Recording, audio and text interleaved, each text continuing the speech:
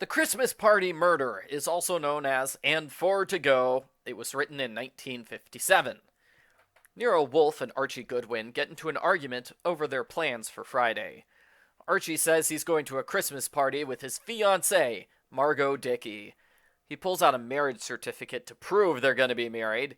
He taunts Wolfe with the idea that his wife will move in with them. Archie goes to the Christmas party, and it's quickly revealed the marriage certificate is a ruse.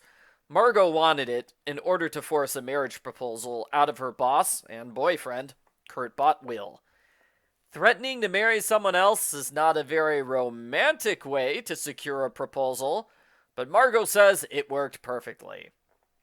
The other people at the Christmas party are a bartender dressed as Santa Claus, a business manager, an artisan, a woman who supplies most of the money to the company, her son, who'd really rather have all the money for himself, and the receptionist, Cherry Quon.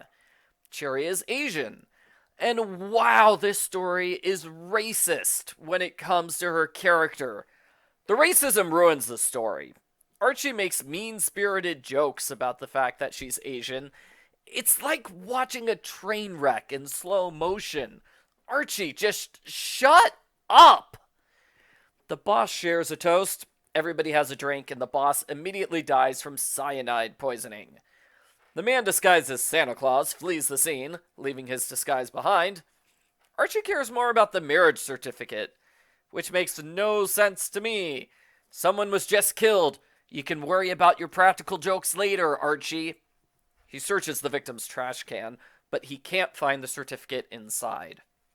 Archie returns to Wolfe. It's a big shock when he learns Wolfe was the Santa Claus. Wolfe went through all the trouble of secretly attending the Christmas party to see Archie's engagement be announced.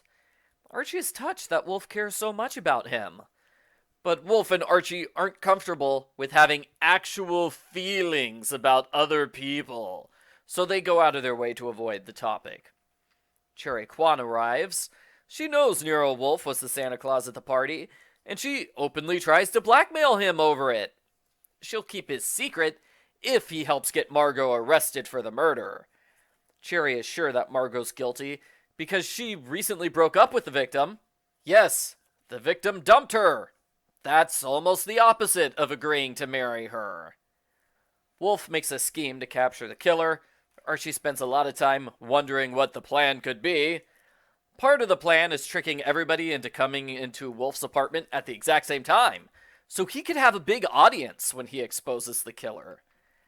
I thought Wolfe's plan was disappointingly simple considering how much build-up it got. Wolfe sent all the suspects a note saying, "I know you're the killer. Meet me and we'll talk about it." Margot's the only one who took the bait, so Wolfe decides she's the culprit. Well, if that counts as a good mystery solution, why doesn't Wolfe do that with every mystery? That sure seems easier than investigating. Cherry is unhappy that Wolfe made up his own plan instead of going along with her blackmail scheme. Wolfe convinces her to give up the blackmail attempt. That's the end of the story. The two parts with Cherry and Wolfe were a good idea in theory. It's fairly interesting to see a genius detective go up against a clever blackmailer who holds all the cards. But it didn't work in reality. The problem is that, like I said earlier, Archie's incapable of talking about Cherry without being racist. And that completely ruins these parts where Cherry and Wolfe match wits with each other. I couldn't get into the drama, and things got even worse when Cherry brings up the topic of her sex life. At this point, I was ready to stop reading the story.